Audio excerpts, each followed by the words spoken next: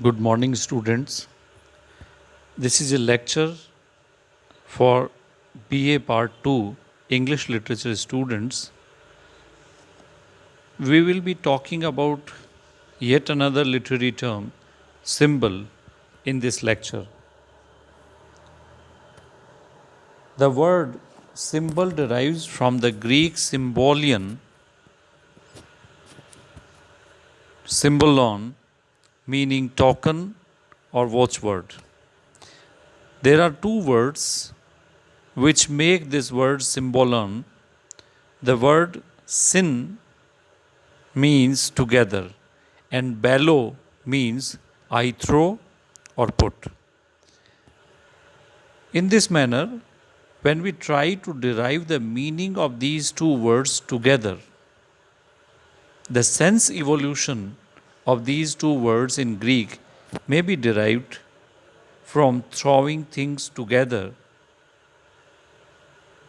And when we further delve deep into the meaning of this word, we come to know when we come to the meaning throwing things together, we can say we intend to contrast or we want to compare something, and in this manner we reach to the meaning a token used in comparisons to determine if something is genuine.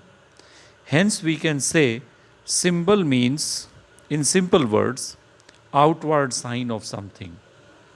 The meaning, something which stands for something else, was first recorded in 1590 in Edmund Spenser's Faerie Queene, a famous epical poem of 16th century.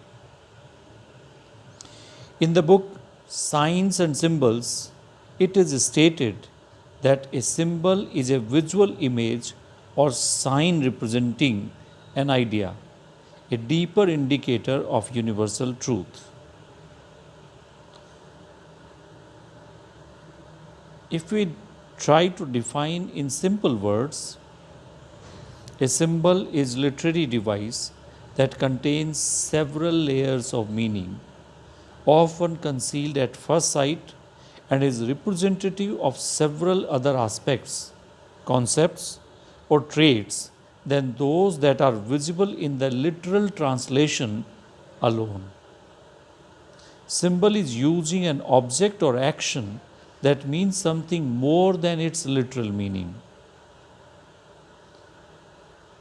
If we want to take an example, the phrase a new dawn does not talk only about the actual beginning of a new day, but it also signifies a new start, a fresh chance to begin, and the end of a previous tiring time.